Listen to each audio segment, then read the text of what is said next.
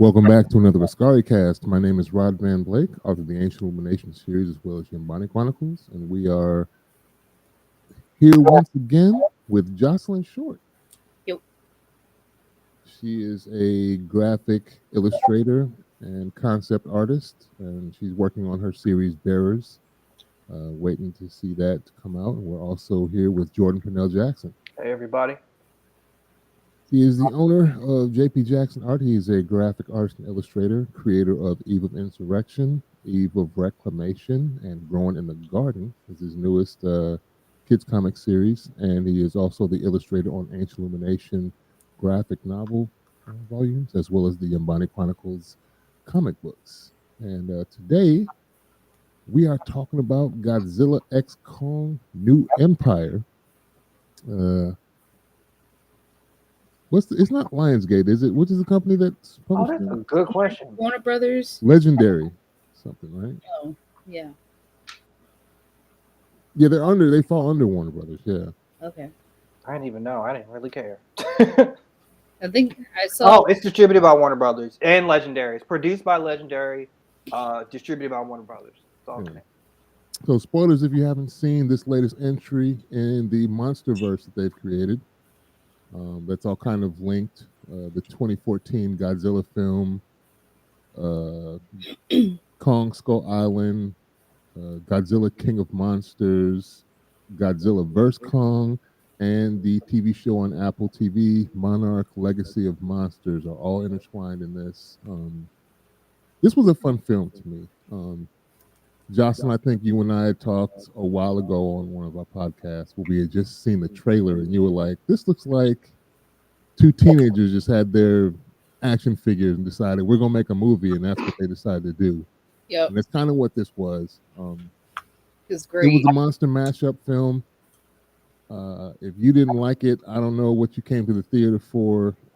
Giant atomic iguana and giant angry gorilla fighting another primate in this hollow earth. Gorillas with axes.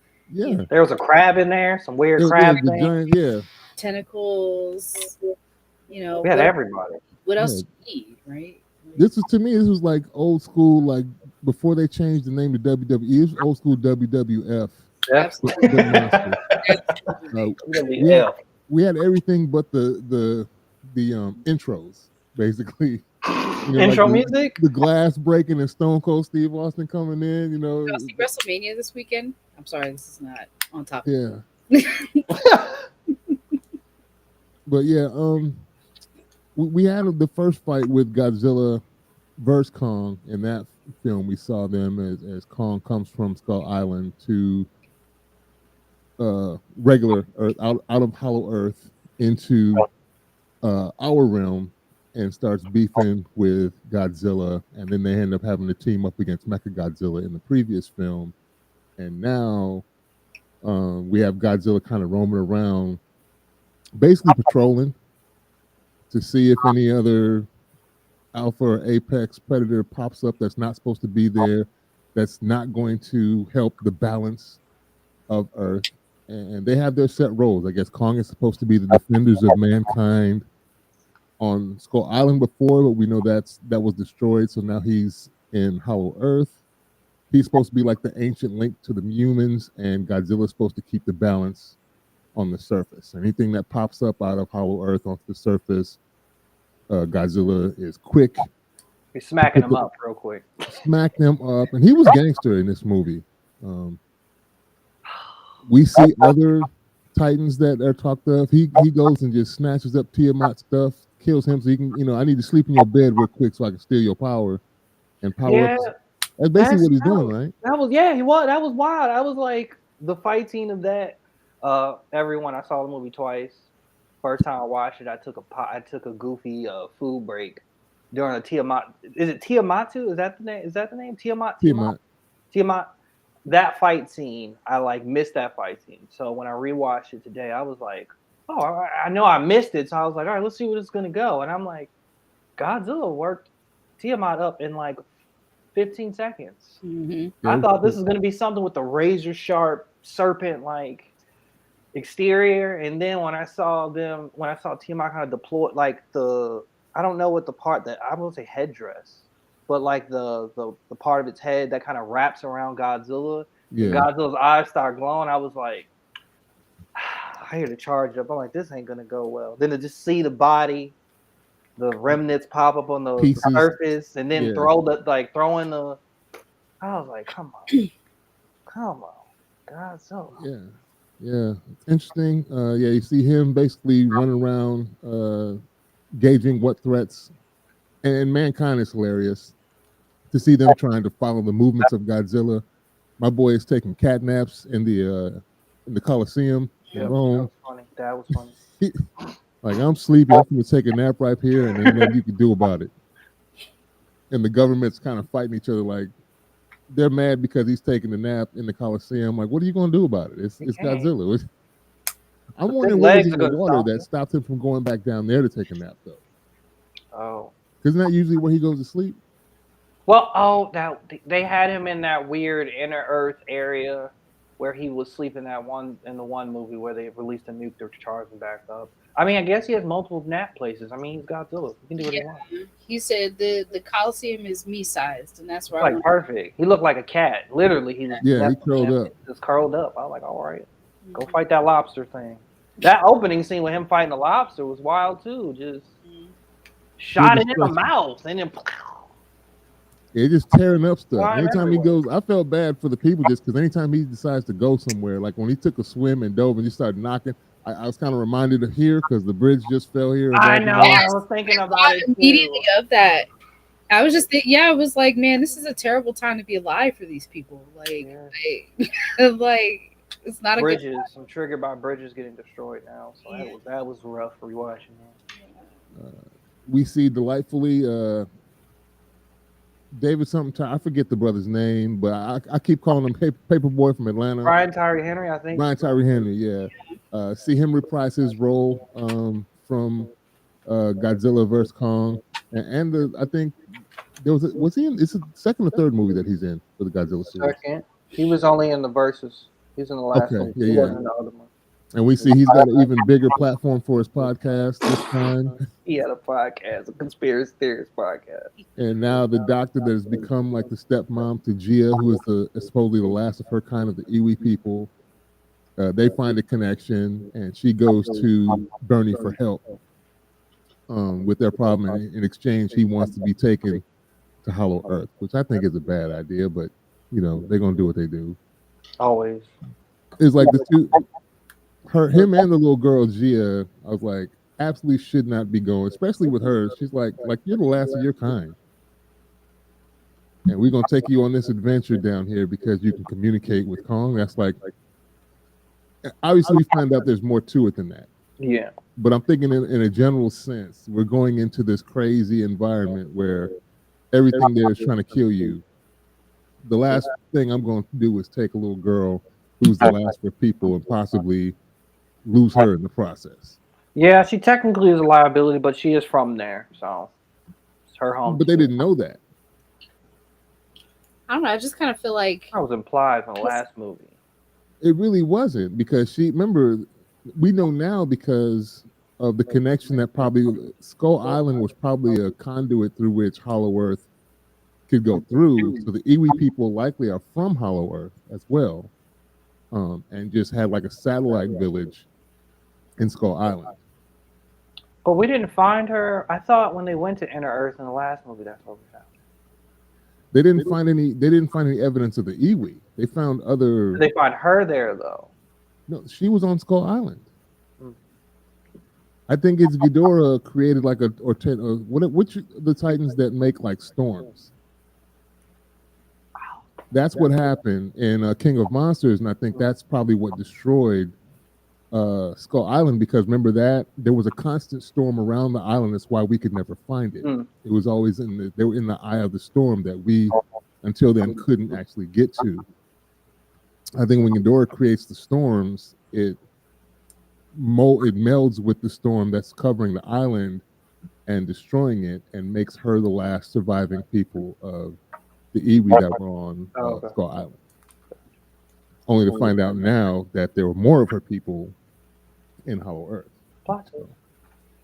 Um, yeah, but this was basically WWE just with monsters. What y'all think of Baby Kong? Super. I love Baby Kong. I laughed every time he screeched. He was so goofy. The way Kong finds him, that whole thing was hilarious. He's like, oh, he doesn't look menacing, and then he starts snitching, and the other ones, other kind of apes kind of show up and try to jump him, and the way Kong uses that little baby orangutan Oh, ape he as a starts weapon beating people with him. I cried laughing. I was That was crying. I was in tears. I was like, I was surprised that someone wrote this into the script that Kong was going to use a baby as a weapon. As a weapon. And the fact that just King Kong is just knocking dudes out with babies and throws the baby, like he doesn't stop. He throws the baby at one. I was like, yo, this is 10 out of 10. this is amazing. This is the Perfect. greatest thing ever. This is Grabbed him by the ankles and just started mollywopping people with him. And I was like, I felt like someone made a joke or a response that, like, before I watched this film, it was like somebody was like, Godzilla, this movie is basically like Power Rangers. And then when I watched, I was like, no, this is like Fast and Furious. Or no, this is really just original Godzilla. But it was like, I was just happy to see that like the series is no longer taking itself too seriously and is being over top. Because I remember Godzilla was over the top at different points. So it was awesome that they embraced Kong beating up other apes with a baby orangutan ape. But also, second watch was very interesting. I paid more attention to the relationship between Kong and the baby. Yeah. And I was like, this is good. I was like, this is good storytelling right here. You got this annoying little baby. You got this giant ape. And like, you can see like their character arc, how their relationship kind of changes where like Kong is still naive in a way. Yeah. And he wants to help, or he's trying to get to this, trying to find this other place. And the baby's clearly just doing all these things to set him up, which is hilarious. Like when he set him up when they went to the pond. He played in the water, yeah. He jokingly played in the water, like drinking water. He's looking out, knowing something's gonna get him. And then he starts running, like Kong starts fighting this particular serpent, and then the baby starts running. I was like, yo. And then when Kong throws the axe and like whoop, whoop, whoop, and it lands near him, he's like, eh, and then kind of falls over, but then gives him food. It was just he gave him some. I was like, yeah, I thought their relationship was so interesting. Like when the little monkey first came on the screen, I didn't realize it was like a baby. I thought it was just like a small lackey of the other like apes. And you can clearly, I thought you could clearly see it. He was like a little toddler. I mean, it occurred to me like as it went on, I was like, okay, this is like a baby. This is like a child. I was like, okay, all right. And then I thought it was so funny, like as it kept going on, like their relationship. I viewed it as like Kong took mercy on this young ape because Kong is basically like, look, nobody finna check me, and like if like I see, like you don't really know what's going on. You just little, so like you just little, so just you can come with me if you want to. Like here, it's fine. Like you don't really know left from right. You don't know what time we're on. You really don't know that I'm about it, and like I am that guy. Like you don't know that I'm Himothy. You know what I'm saying? So like Himothy. So just But I thought it was funny when Kong kicks dude off the cliff and then like uses that dagger as I don't want to say a bargaining chip, but he uses it in a way to be like to get the monkey to like take him where you came from. So he's using him in a way to be like, hey, I need to know where you came from. Yeah, you up to something. You up to something, young man. Because at this point, did he know that there were other monkeys like him? No, he seemed surprised. He was like, hey, what's up, y'all? And I think that's the only reason why he let Suko live. When he found like he was like, I'm not going to destroy what potentially could be the only relatives I have. I just found baby you. had I gotta murk you. Excuse me, did you say the baby? Did you say the name Suko? The baby had a name? Yeah. When did they say that? That's in the credits, probably. Suko is his name. Yeah, the kid's name is Suko, Baby Kong, whatever you want to call him. Baby orangutan. Yeah, but he's more like, but his facial feature was more like ape though. He just had the reddish hair, which what made me think. Was that his daddy? I think Scar King was his daddy, but I don't know. Did he kick? All right. Do you think he kicked his mom into the lava? Maybe we don't know who that. Because I was looking at the relation. I was wondering, like, logically, if you think of a simplistic story, if Scar King was talking crazy to his son because he brought this man here to challenge him, and naturally you would assume like his mother would come to his aid, before him, and then homie just kicked her in the lava. And I tried not to laugh. I felt sad though. I tried not to laugh. It was obviously somebody he was close to. Yeah, somebody he was close to. I was like, oh. I mean, this is the first time we've seen Kong though, where he wasn't really him. Like on Skull Island, he was clearly the top. Whereas you see that he's changed here in Hollow Earth, where he's not fighting, he's fighting everything head up, but he's setting traps and having people chase him through stuff, where he wasn't doing that before. He would just kind of stand his ground and mollywop whoever came in his way. He wasn't running through nothing and having to think out ways to defeat people or things that came at him. Mm-hmm. I like that we had that it was limited human interaction here, even though best thing, the greatest. It was kind of weird though for him, my boy, to pop up after his last little scuffle. He sits down to eat and he finds out he got a rotten tooth and he needs a dentist. And my boy just pops up in Barbados. Oh. He's like, I need to go topside. I need some help. I need to do something about this. I need to do something about this. I need to survive. And they gave him I was joking. I was like, please don't get this man a gold tooth. They gave him a grill. That was kind of funny. They kind of gave him a little black and silver grill. One or whatever that was. They gave him an adamantine tooth. Yeah, really. I was like, all right, glad you gave him that and not a gold tooth. That'd have been too insane and crazy. That would have been too on the nose. I'm like, guys. It'd been like, y'all, please be quiet. Like, stop it. Stop it. Stop it. Why? I'm out. I wanted to come here to turn my brain off and have a good time. Then that Nelly song would have popped in, let me see your grill, and then everybody would have... That would have been wild. Everything would have been an uproar. Oh, goodness. It'd have been so many mad people coming out that theater. I would have found some tomatoes. I would have found some tomatoes. And just throw them at the screen. Boom! Yeah. This movie sucks. Y'all put Nelly in here, man, and gave King Kong a gold tooth. Yeah. So yeah, he comes up and gets his tooth fixed. I think we're kind of mixing things up, and then I think he gets his tooth fixed first before he finds. Yeah, he was fighting those dog things. I don't know. That's when he broke his tooth. Yeah, because the first one he ripped in half. I love that. And then he was like eating it, and he was like, "Ow." Yeah. That was kind of nasty. Breaking an egg, but he broke the dog in half out of the spoil. I love that he had to take a shower. Yeah. It was so. It kind of disgusted him. It seemed like because he had to wash up afterwards. He was just like, "Oh man," like because he was trying to get them to back off, and he was like, "All right, well, look, all right." Y'all not playing with me. Now he's just like, "Man, now I stink and I'm dirty." So he pops up, gets his tooth fixed by a trapper, comes out in this yellow helicopter thing with and they just so happened to have made like a couple things that were kind of weird. Like he just so happened to already have a tooth made. Like, is he making a bunch of? Because he's supposed to be the veterinarian to these giant things, but that's his job. We've never seen that before. So you gotta just turn your brain off, enjoy it. They have kaiju vets. What do you mean? I don't need to look at that. Was okay. There was a point because I feel like we're on the same parallel. I'm gonna jump. Never mind. I'll talk about that later when we get to it. Yes, there should have been some explanation on certain things related to not only that. I just want some precedents set. Yeah. Of him, like being a veterinarian to these giant titans. Or the mentioning of it, him just popping up and then popping in a tooth for old boy.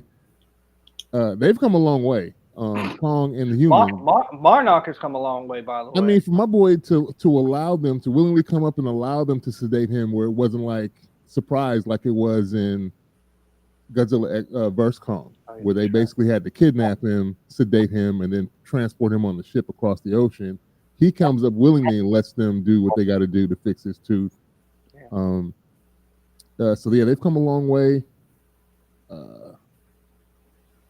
Interesting.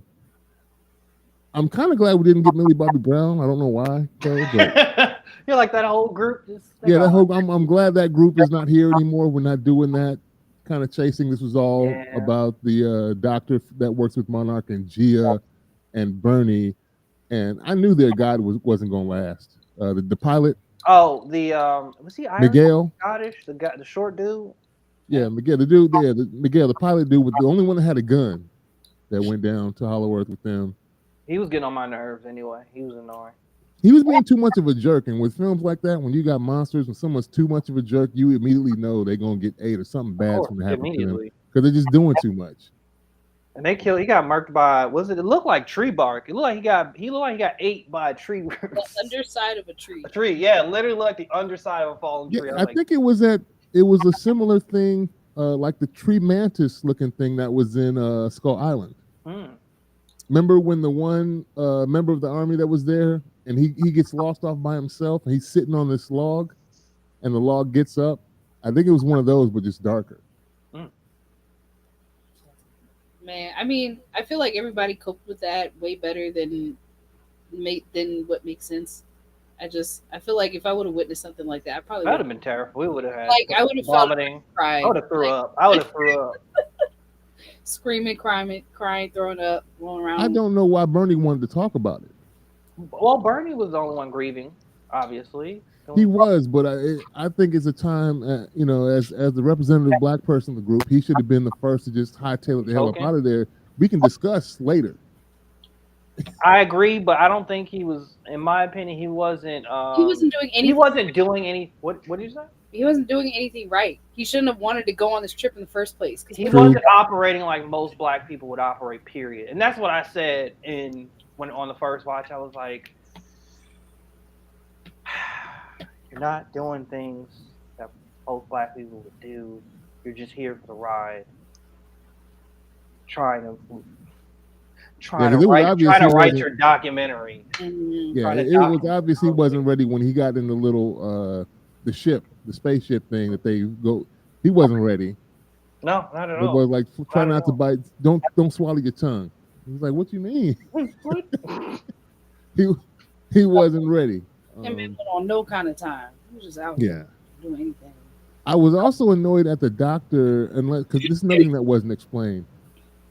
Is it supposed to be like understood that Gia taught her the Iwi language somehow, even though they can only speak in sign language? Because my girl doesn't need no translator, no nothing. She looks down at the carvings they find in the ruins and immediately knows. Oh yeah. Well, I mean, you could infer once again some stuff she probably learned off screen. Yeah.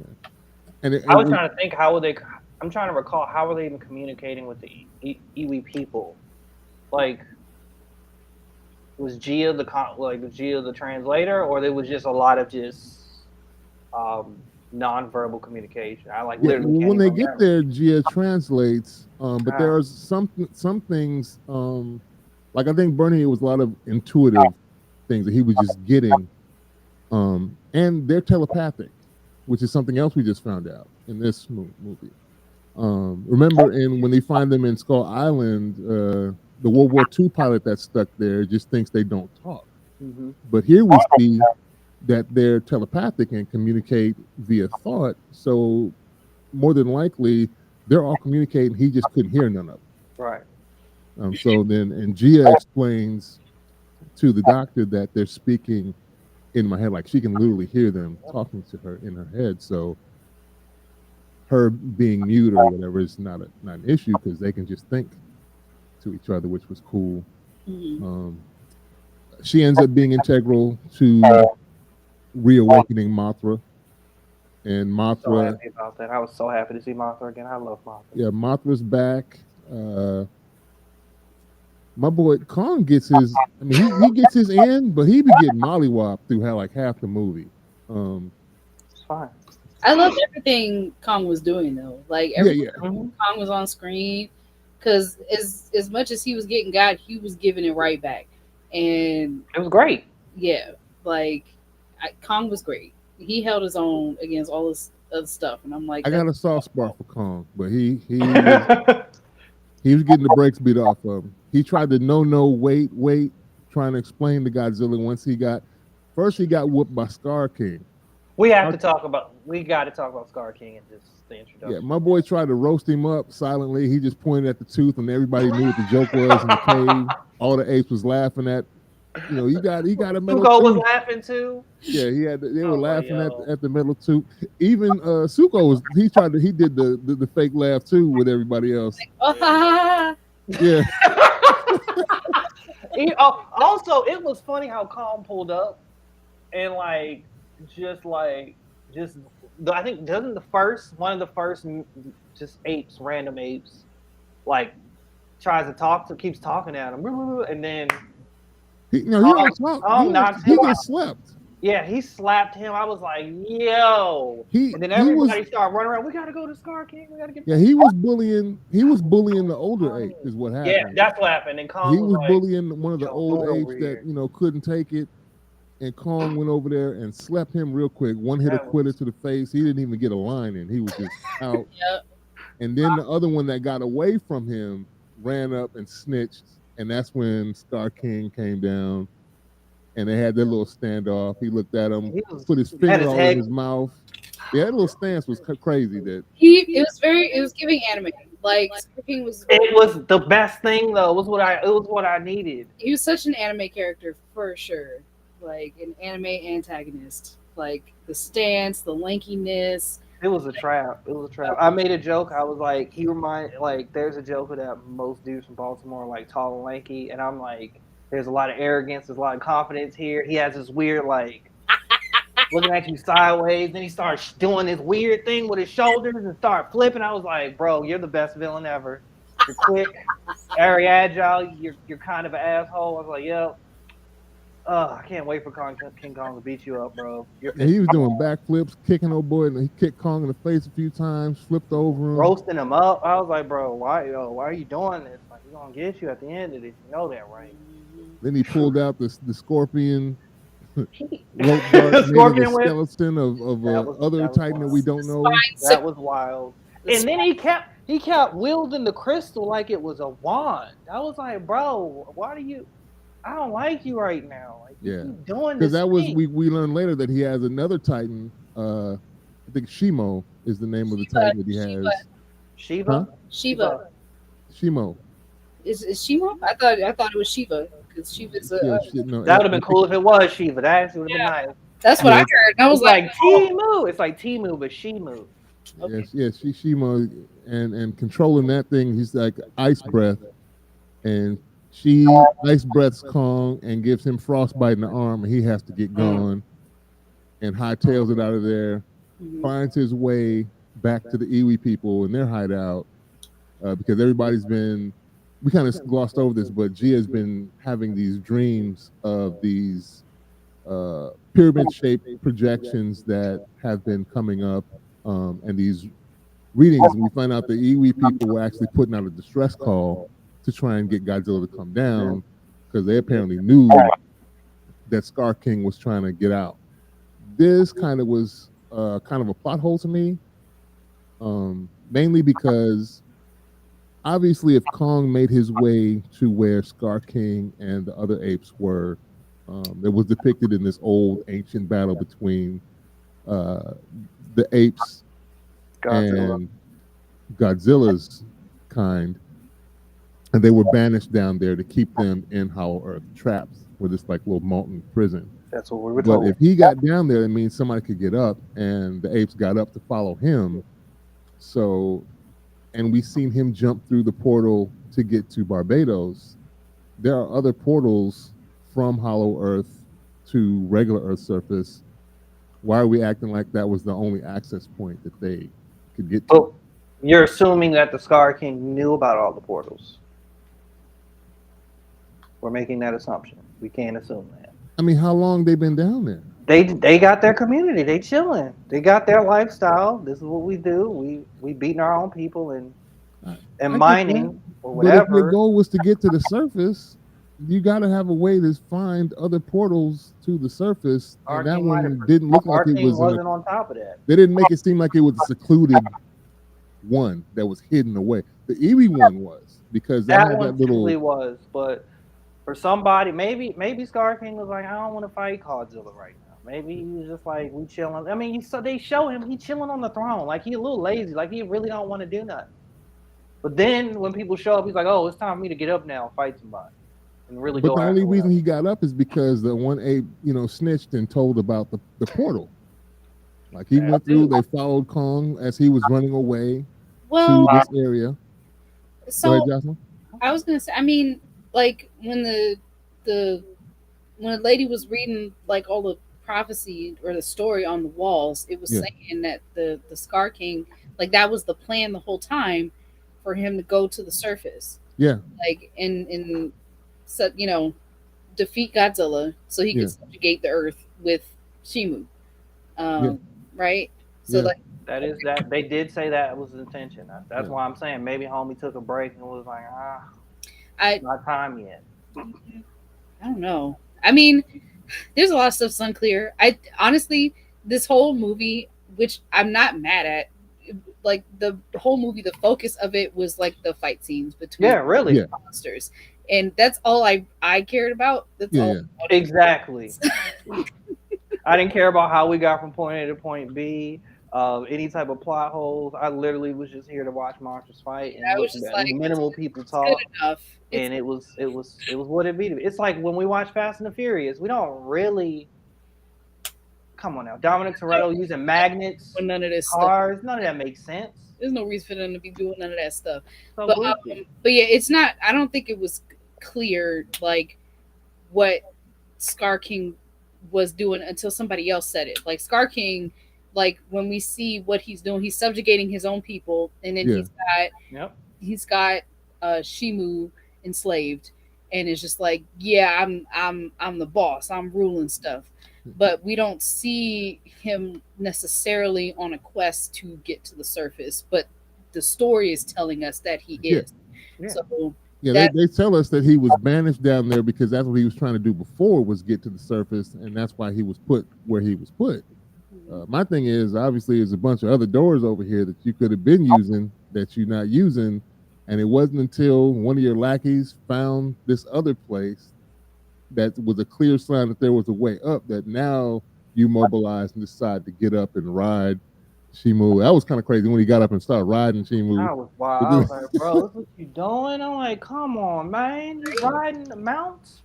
This was a Mattel action figure toy scene put together by kids, though. When they finally everybody gets to the surface, and we see even Kong gets on Godzilla. That was a moment right there. It was like I thought when I first saw the trailer and they never showed King Kong like mounting on God. Oh, not really. He really just hung on the side and jumped right off. I mean, he mounted. He grabs on the side and he's got the other but that arm. was not like Scar King. Scar King was riding Shimu for a bit, but I remember we see the trailer. We see King Kong and Godzilla running together, and I said to myself, "This looks stupid." And then when we got to this, and then when reality set in after whatever that was probably an hour and a half hour into the movie, I was like, I forgot how those initial thoughts. I was like, man, this is great. And then to see them do that like Power Rangers-esque, anime-esque side view, they're charging at each other. Godzilla, Kong and Scar King jump off of their mounts. Godzilla and Shimu are charging at each other. I was like, that was well done. It was going crazy because gravity was being affected That by was the happening. EV technology with the pyramids coming together, and all of a sudden we're fighting in 0G.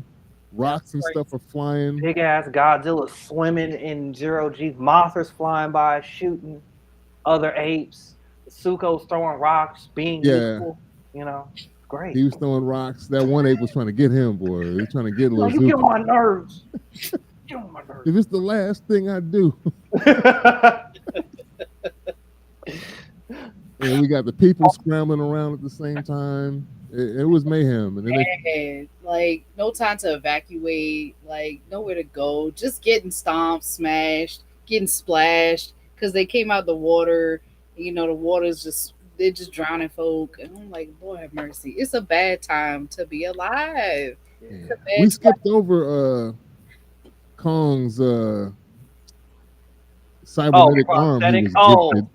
that's what I need to. Okay, so I want to circle back to the previous parallel we were making between no backstory or no precedent for this. Yeah. So we see the facility in the beginning. Yeah. That was destroyed, and then obviously it comes back, and that's where the arm was stored all along. I was like, huh, how convenient. They do kind of explain that though. No, they explained it, but I'm just saying it was very conveniently placed. That Apparently, y'all they were just going to left make the an robotic arm there. no. Apparently, they were going to make a whole ass suit for him, Dude, and but the budget was cut. we ran out of funds, and it was funny because first watch I didn't pay attention to the details, but the second watch I was like, oh snap, they had a whole arm made. Like they showed the whole blueprint for the whole arm, and I was like, oh, so y'all were going to build this man a whole Iron Man suit. Yeah, it was going to be a Hulkbuster suit for But King I'm Kong. like, but I'm still like, y'all. I'm just imagining him having the whole prosthetic arm would have been wild in itself. But Transformers. yeah, really. I'm like, y'all didn't learn with the Mechagodzilla that y'all should be putting. Oh no, King Ghidorah was the problem. Ghidorah was the problem. Yeah. The whole brain situation. A 10-year-old boy wrote this whole plot. A Yeah. 10-year-old boy. And we learned that apparently Shimo caused the first ice age. Yeah, plot. Yeah, That was so cool. it was. It was so cool. And I had a thought to myself while I was watching this. Like, I forgot it was a movie. And I was just like, oh, man, it's great that she exists. Like, maybe she can heal the ice caps. And I was like, this is a movie. This is fake. she's gonna fix climate change. Yeah. And I think that's one of the cool things about the Godzilla franchise is like obviously the connection between like Godzilla, World War II, and environmentalism nukes, and it's kind of cool that we have this movie where Sheila was kind of like a representation. She's a connection to climate change in a way. Mm-hmm. In the Ice Age. I was like, oh, we need more of that. I thought it was, thinking her name was Shiva, I was extra pressed because I thought. I wish it was Shiva. I kept thinking about Final Fantasy and I was like, yes. Oh, yes. I remember. Oh God, that's so cool. Yes, please diamond dust all over everything. I Diamond can't believe you just called out the name of the movie. Oh my God. Yeah, we get to the final WWE scene when everybody pops up in Brazil, and everybody's having a nice day at the beach until stuff starts getting frozen. Frozen water. Crazy. That was so crazy and cool. I thought, like, to see the waves come out and then be frozen, I thought everything was gonna get frozen. I was like, oh my God, she's about to. Oh my God! No, not the people are all dead. Not Rio, not Brazil, not the Jesus statue. She's gonna freeze everything. I'm so excited. Yeah, they get out there and get to fighting, and at first, once again, Kong is getting pieced up real quick until the teamwork starts to set in. Mm-hmm. It's like we got to work together. They finally get they make Scar King relinquish his crystal, and there's a brief tussle back and forth for it, and then finally, I think wasn't it Zuko that ends it? The baby Kong comes through with the Kong's axe that he had brought back from Hollow Earth, smashes the crystal, and then Shimo's finally free, and they straight team up and jump the crap out of Scar King. Kong is whooping him, throws him to Godzilla. Godzilla tail whips like he's playing baseball, smacks him back to Kong. Kong catches him midair, and then Shimu jumps in and freezes him. Yeah. And then he WWE slams him to the ground, just beats up the frozen pieces as he shatters. And that I thought he was gonna smash him over his knee, and I was that would have been that would have been great. I mean, Godzilla did do this. What was it? I don't know if it was a suplex. Remember when they was in Egypt and Godzilla suplexed him? Yeah, I was like, When did it so first of all, when did Godzilla watch WWE? And I made this joke, but Keisha made this joke. It's like Godzilla is WWE. He invented these moves. Yeah. He invented these moves. I think I thought it was, I was like, that was hilarious, but so was King Kong pulling the pocket sand trick out from King of the Hill. Pocket sand, he throws dust. Like got him. Yeah, it was just nice to see them team up, and also like Godzilla just shooting people with the pink laser breath was nice. It was all great, and then watching like Scar King kind of like try to evade his attacks, jumping off buildings. I was like, and he did hit him. Godzilla nipped him in the back. I was like, that's hot. That's a hot one, buddy. I will say I definitely appreciate the respect to Godzilla's lasers, like the intention to avoid the laser at all costs. Because just because sometimes in movies and in games, like someone will have like this crazy power, like a laser or a blast or a ray of some kind, and somebody will get hit by it, and it's as if that blast doesn't do anything. Yeah. I appreciated how much Scar King and Kong were like dipping, ducking, and dodging the rays, because they were like, if you get hit by this ray, that's it for you. It's curtains that slice out, you're done. That's it. So I respect it. I appreciated that a lot. Yeah. The way you said that, I thought of dodgeball. You got to dodge a wrench. Yep, you got to dodge that laser. Mm-hmm. It would be nice to see. Has Godzilla ever lasered someone's arm off? That's what I want to see. He always most of the time Godzilla, he likes to open their mouth. Exactly. It's real personal. Like, just you keep hitting them in the mouth, in the head. Like, it's always headshots. But I never see Godzilla just get one off, like a nice slice off a leg, take a side off. Like in the anime when somebody gets sliced down. You take an arm off and hey, don't think about what you did. Yeah, you know. It's not enough. It's like if Godzilla can blast someone out of their face, the whole thing is gonna blow up. I feel like that's the thing you really want to see. That is true, but I'm gonna get tired of that too long. I don't know how many times I can watch Godzilla getting headshots. Somebody gotta make it a little more difficult. Somebody barely makes it and loses a limb and then has to come back with prosthetics. More prosthetic kaiju, more robot kaijus. Fair enough. This is a lot of fun. It is what it is. So if you didn't expect what you got, I don't know what you were at the theater for. I mean, I do have my little nitpicks about it, but I enjoyed the film. I enjoyed all the fight scenes. A little bit of banter that we got. The chemistry between Bernie and Trapper was cool to see.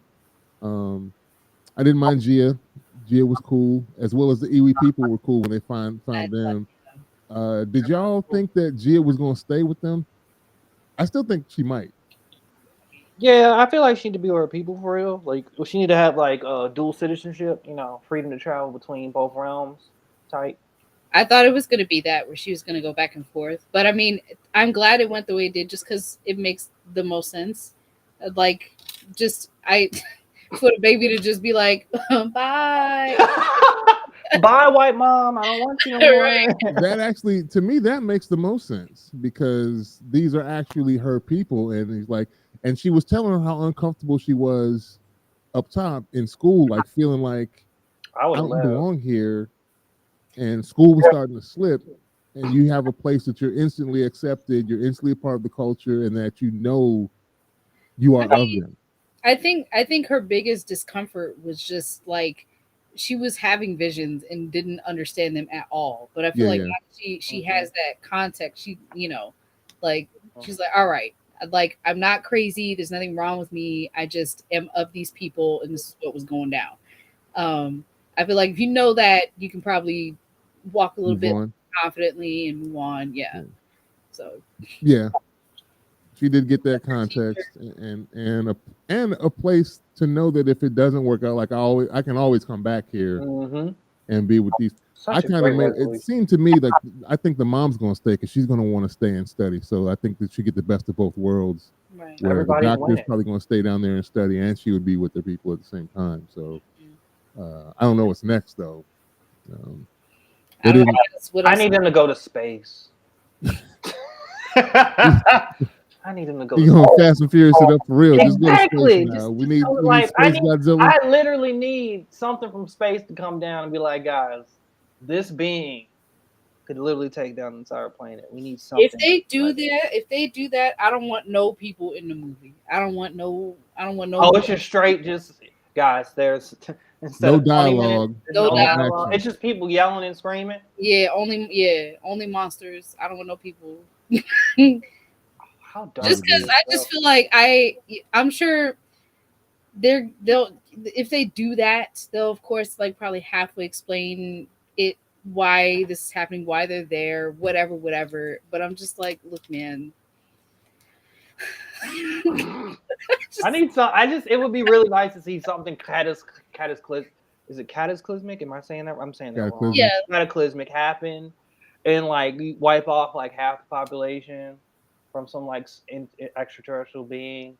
And Godzilla's like, come on, yo, King Kong's like, we gotta suit up. We gotta do something. We can't just have all these people dying. Yeah, gotta fight this ridiculous. And then of course somebody has to die. It'll be like Avengers all over again. What would be the worst feeling? King Kong dying or Godzilla? Who would y'all feel upset if probably we watch Kong, because he's the more emotive of the two. He's so close because the face structure emotes a lot better than most of the other monsters. It's closest to a human face that they have, that you'd really see like the hurt and despair of him dying at the same time. He's also the most fallible of all the monsters. I feel like he's the one, to me, that's most likely to be defeated. Then he sounds like the one that wouldn't die then, if we were talking from a story perspective. So fair enough. Godzilla might, but I feel like if Godzilla gets murked, everyone's gonna be like, no, this is Godzilla. I feel like if he gets murked, no one's gonna believe it. I just feel like, I would be like, oh. like imagine someone all the stuff that Godzilla does to other people, it getting done to him. That would be terrifying. That would be terrifying. I would be like, this is a bad day. I probably would be. I'd be sad, but also I legitimately probably wouldn't believe it, because in my mind at this point, I don't think like Godzilla is immortal. I think Godzilla's not gonna die. That's how I feel. I just feel like the humans living on Earth with Godzilla are it's a terrible existence for them, because you're at the mercy of whenever Godzilla does anything. So I don't think he's ever gonna die. I don't think so either. But if they did, that'd be wild. Like, because it's the last one. You can't kill the last giant dragon lizard. Man, you need him. Unless they're gonna pull another, and we find some satellite pocket dimension where there's a bunch of them chilling somewhere too. Oh my goodness! There's a portal that goes to alternate reality where there were more guys. Earth. This is outer Earth. All right. It's outer Earth, and it's in Galaxy X793. It's a whole planet. There's just a whole other planet with just lizards. Planet Zilla. The planet's shaped like a. The planet's shaped like a dinosaur. Like Godzilla spikes. It's a floating spike through space. Yes. Oh my goodness, we need this. I want that. I want the floating spike to be almost like a ship planet, and it's got all Godzillas on it, and then it crash lands into Earth, and all the Godzillas. Oh my god! Yes! Oh my gosh! Extraterrestrial Zillas come and just wreak havoc, and Godzilla has to fight his own people. Wow! And then there's Godzillas. They snatch up the humans because they want to protect the humans, but they're just like, look, we're propagating Earth. We're taking Earth over, but we'll make sure you guys are okay. If you guys are already here, doesn't matter. Well, they would just destroy everything within. They really would. Just imagine 30, 40, not even thousands of Godzillas popping up. All of humanity's dead. That's the event that would destroy all. So what are we rating this? 10 out of 10. I'm not talking about the concept. I'm talking about the movie. I would say I agree. Just because if you just completely disregard the plot, like, and how they get there, and like the nuances, or really, any kind of continuity, like with specificity. If you just disregard that, okay. 10 out of 10. It was the best movie I've seen in a long time. I was not disappointed. Yeah, it was a lot of fun. You giving it a 10 too, Jordan? Yeah, I was the one who said it. Yeah. Okay. Oh yeah, 10. All right. Good to go. I guess. What about you? Wait, what about you? What do you give it? Come on. I give it a 9. There I we thoroughly go. enjoyed it. I waited. It's just because I find a hard time giving anything a 10. But I did enjoy it. Like I'm in agreement with Jocelyn. There were plot holes, but I wasn't here for everything to be correct. I just wanted beat 'em up.